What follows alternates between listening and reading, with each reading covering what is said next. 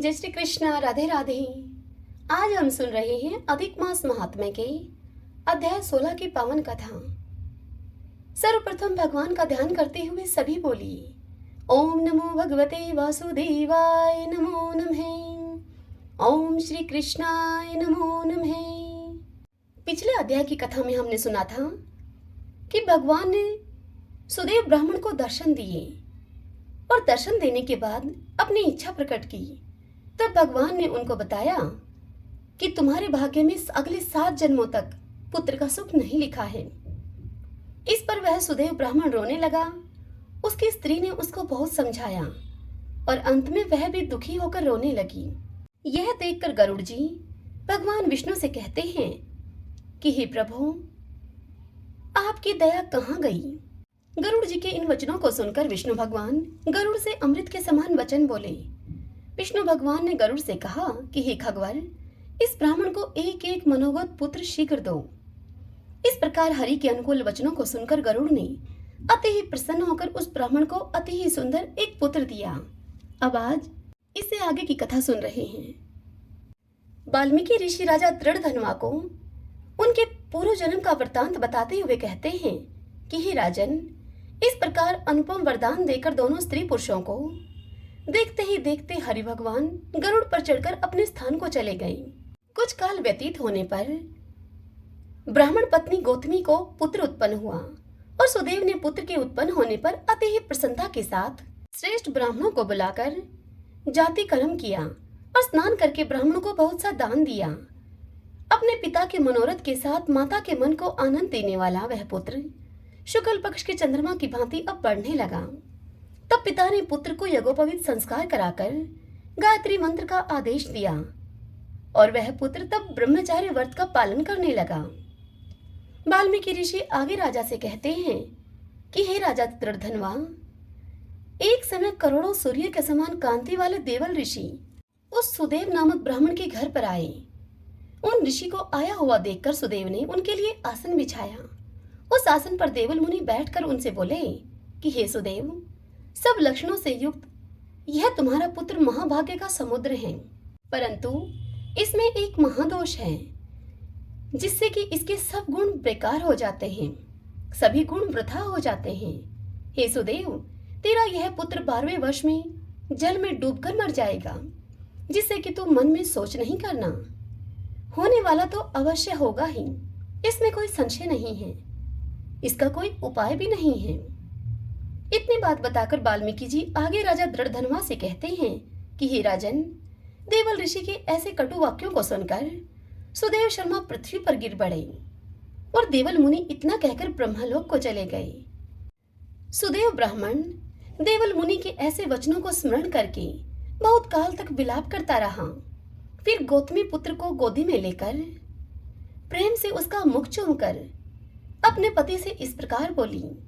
गौतमी ने अपने पति सुदेव ब्राह्मण से कहा कि हे द्विजराज, होने वाली वस्तु से भय नहीं करना चाहिए। जो होने वाला है वह तो अवश्य ही होगा और जो नहीं होने वाला वह कभी नहीं होगा।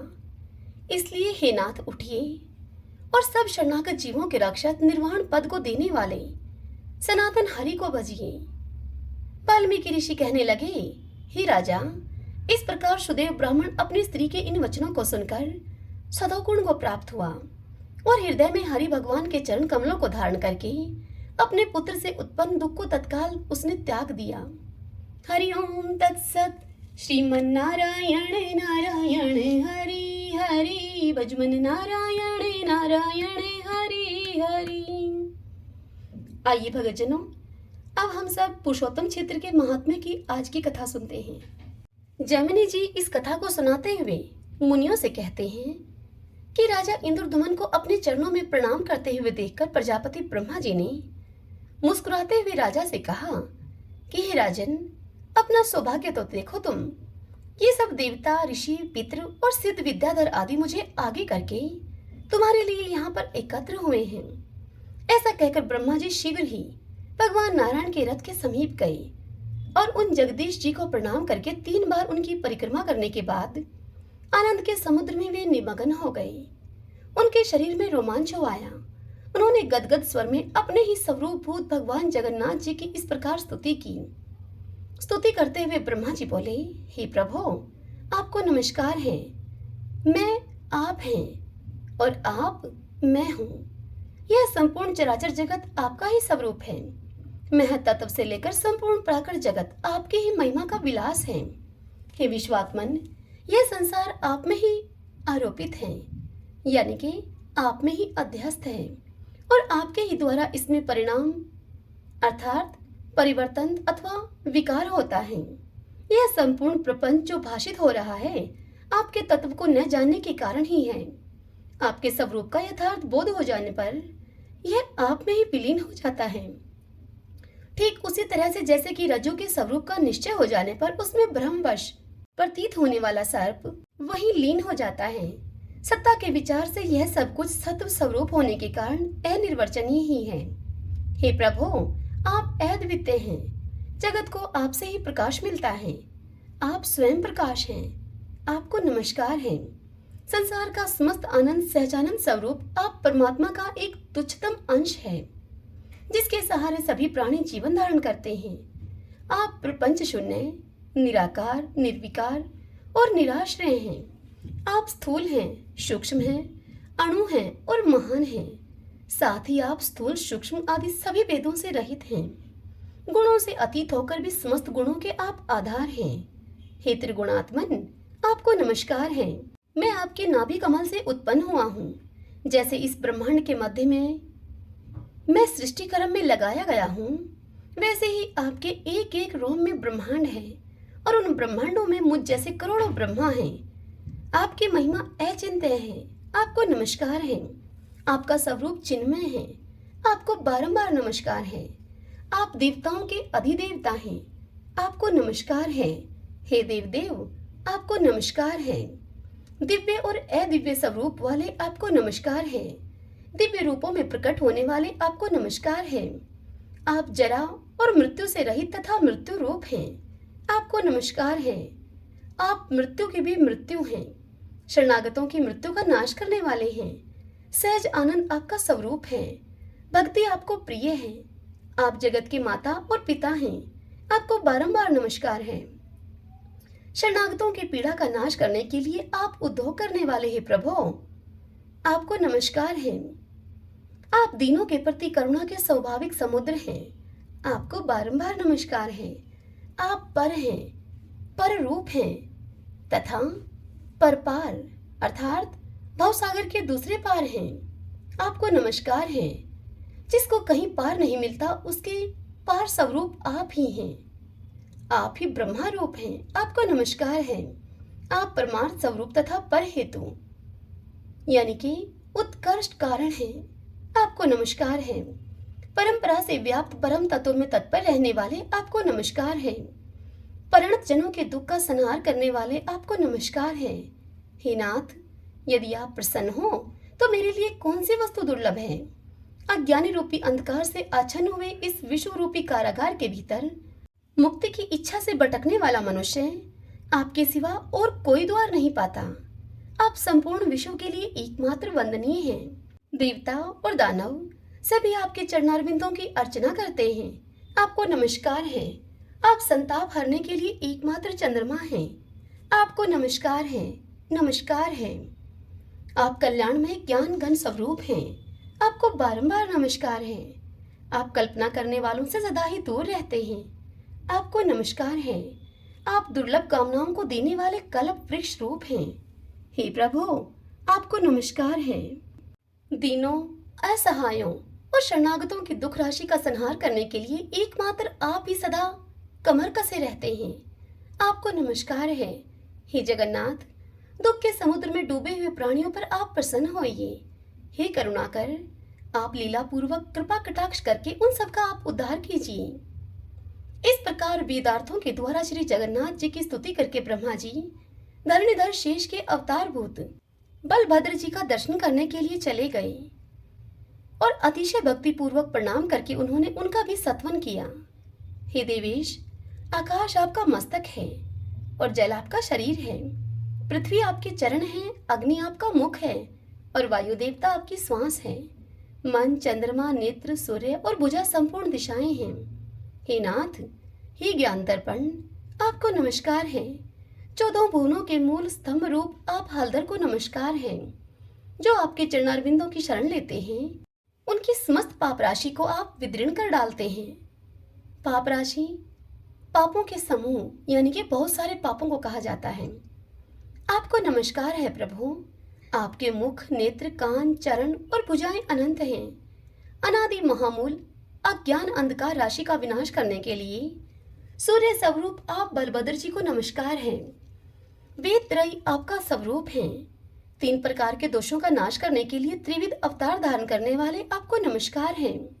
हे भगवान, ये नारायण देव जो वेदांतों में गाए जाते हैं आपसे भिन्न नहीं हैं। आप शैया हैं और वे शयन करने वाले हैं। वे आच्छादनीय हैं और आप उनका आच्छादन करने वाले हैं। जो कृष्ण हैं वे बलराम हैं, जो बलराम हैं वे ही कृष्ण हैं। आप दोनों में कोई अंतर नहीं है। हे जगन्मय, आप प्रसन्न होइए। इस प्रकार परमेश्वर बलभद्र जी को प्रणाम करके ब्रह्मा जी जगदीश्वरी सुभद्रा का दर्शन करने के लिए उनके रथ के समीप गए और वहां जाकर इस प्रकार से बोले, हे जगदम्ब, हे देवी, तुम्हारी जय हो। हे परमेश्वरी, तुम्हें सर्वशक्ति हो, तुम्हें नमस्कार है। कैवल्य मोक्ष को प्रदान करने वाली सुभद्रा देवी, मैं तुम्हें प्रणाम करता हूँ। हे कल्याणमयी सुभद्रे, तुम्हारी जय हो। इस प्रकार ब्रह्मा जी ने कल्याणमयी सुभद्रा की स्तुति करके उन्हीं के समीप रथ पर विराजमान भगवान विष्णु के चौथे स्वरूप चक्र सुदर्शन को भी प्रणाम किया। तत्पश्चात बड़ी भक्ति से उसकी स्तुति उन्होंने इस प्रकार से की, हे सुदर्शन, आप महाज्वालामय हैं। आपकी प्रभा करोड़ों सूर्यों के समान है। जो अज्ञान रूपी अंधकार से अंधे हो रहे हैं उन्हें बैकुंठ का मार्ग दिखाने वाले आप ही हैं। आप नित्य शोभाशाली तथा वैष्णवों के अपने धाम हैं। आप भगवान विष्णु के ही एक स्वरूप हैं। मैं आपको प्रणाम करता हूँ। इस प्रकार प्रणाम और स्तुति करके ब्रह्मा जी देवताओं के साथ मंदिर के समीप गए और वहां उन्होंने अपने मन को अनुकूल प्रतीत होने वाली परम सुंदर शाला देखी। तदंतर वे राजा के दिए हुए दिव्य सिंहासन पर आसीन हुए। ब्रह्मा जी की आज्ञा से राजा इंद्रधुमन ने शांति कर्म करने के लिए महामुनि भरद्वाज का वर्ण किया। प्रतिष्ठा कर्म में भेड़ पूजा चढ़ाने के लिए जो जो देवता अभिष्ट माने गए हैं तथा होम कर्म में जिन जिन देवताओं के लिए आहुति देने का विधान है वे सभी ध्यान करने पर ब्रह्मा जी की आज्ञा से चारों दिशाओं में आकर स्वयं वहां उपस्थित हो गए। फिर गंध, पुष्प, माला, अलंकार और आभूषण आदि के द्वारा उनकी भलीभांति पूजा की गई। तत्पश्चात बुद्धिमान भरद्वाज मुनि ने देवादिदेव ब्रह्मा तथा सब देवताओं के समक्ष कर्म आरंभ किया। राजा इंद्रधुमन ने बड़ी प्रसन्नता के साथ सबका पूजन किया। भगवान के विग्रह स्वरूप उस मनोहर मंदिर की जिसमें अत्यंत महान ध्वज फैल रहा था प्रतिष्ठा करके भरद्वाज मुनि ने भगवत विग्रहों में प्राण प्रतिष्ठा करने के लिए ब्रह्मा जी से अनुरोध किया। तब ब्रह्मा जी उठे। उन्होंने नारद आदि ऋषियों तथा विद्वान ब्राह्मणों के साथ स्वयं स्वस्ति वाचन किया। ब्राह्मण लोग वैदिक सूक्तों का पाठ करने लगे। भांति भांति के मंगल वाद बजने लगे। उस समय सभी ने रथ के समीप जाकर सीढ़ियों के मार्ग से सावधानी के साथ भगवत विग्रहों को उतारा। दोनों बगल में, भुजाओं में, मस्तक पर तथा दोनों चरणों में हाथ लगाकर लोग धीरे धीरे भगवान नारायण को रुईदार गद्दे पर विश्राम कराते हुए मंदिर के समीप ले गए। ऊपर ऊपर से पारिजात पुष्पों की वर्षा होने लगी।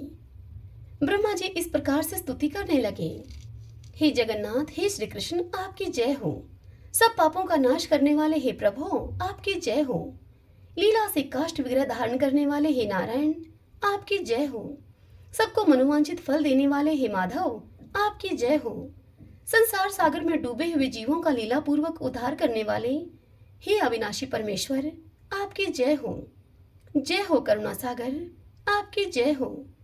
दीनों उद्धार हे प्रायण, आपकी जय हो। हे अच्युत, हे ईशान, हे अनंत, आपकी जय हो। जय हो, जय हो प्रभु, आपको नमस्कार है। यह स्तुति होते समय नारद जी बड़ी प्रसन्नता के साथ वीणा बजाते थे। भगवान के मस्तक पर पीछे की ओर से 2 रत्नमय छतर लगाए गए। दोनों पार्श्व भाग में चामरग्राही देवता पंक्तिबद्ध खड़े हुए थे जो कि धीरे धीरे चमर को डुला रहे थे। इसी प्रकार सब लोग बड़े कौतूहल के साथ बलभद्र, सुभद्रा तथा सुदर्शन चक्र के विग्रहों को भी लेकर आए। मंदिर के मुख्य द्वार पर रत्नमय स्तंभों से सुशोभित मंडप तैयार किया गया था। उसमें अभिषेक के लिए भगवान को पधराया गया। उन सब विग्रहों के सामने दर्पण रख दिए गए। फिर रत्नों के कलशों में रखे हुए तीर्थों के जल से क्रमशः पुरुष सूक्त और श्री सूक्त पाठ करते हुए स्वयं ब्रह्मा जी ने लोक शिक्षा के लिए अभिषेक किया। तत्पश्चात अलंकार धारण कराकर भगवत विग्रहों को गंध और माला आदि से सुशोभित करके ब्रह्मा जी ने स्वयं ही उनकी आरती उतारी और मंत्र पढ़ते हुए उन सब विग्रहों को रत्न में सिंहासनों पर स्थापित किया। और फिर ब्रह्मा जी बोले कि संपूर्ण जगत की आधार तथा समस्त लोकों में प्रतिष्ठित सर्वव्यापी हे जनार्दन, आप इस मंदिर में सुस्थिर भाव से विराजमान होइए। यह प्रतिष्ठा सुप्रतिष्ठा हो। हे नाथ, आपके प्रतिष्ठित होने पर हम सब यहाँ प्रतिष्ठित रहेंगे। आपकी आज्ञा और आपके प्रसाद से यह प्रतिष्ठा पूर्ण हो, यह प्रतिष्ठा परिपूर्ण हो। इस प्रकार जगन्नाथ जी की स्थापना करके ब्रह्मा जी ने उनके हृदय कमल का स्पर्श करते हुए अनाष्टभुज मंत्रराज का 1 सहस्त्र जप किया। वैशाख माह के शुक्ल पक्ष में अष्टमी तिथि को पुष्य नक्षत्र के योग में उत्तम बृहस्पतिवार के दिन भगवान जगन्नाथ की प्रतिष्ठा की गई। इसीलिए वह दिन परम पवित्र एवं सभी पापों का नाश करने वाला है। उसमें किया हुआ स्नान, दान, तप, होम आदि सब पुण्य कार्य अक्षय होता है। जो मनुष्य उस दिन भक्ति भाव से भगवान श्री कृष्ण, बलराम और सुभद्रा जी का दर्शन करते हैं, वे निसंदेह मोक्ष के भागी होते हैं। वैशाख मास में जो शुक्ल पक्ष की अष्टमी आती है, उसमें यदि बृहस्पतिवार और पुष्य नक्षत्र का योग हो तो उस दिन किया हुआ जगन्नाथ जी का पूजन कोटि जन्मों के पापों का नाश करने वाला होता है। हरि ओम तत्सत। श्रीमन्नारायण नारायण हरि हरि, भजमन नारायण नारायण हरि हरि। श्री कृष्ण गोविंद हरे मुरारी, हे नाथ नारायण वासुदेव। श्री कृष्ण गोविंद हरे मुरारी, हे नाथ नारायण वासुदेव। श्री कृष्ण गोविंद हरे मुरारी, हे नाथ नारायण वासुदेव। सभी बोलिए विष्णु भगवान की जय, पुरुषोत्तम भगवान की जय। आशा करती हूँ कि आज की यह कथा आपको पसंद आई होगी। हरे कृष्णा।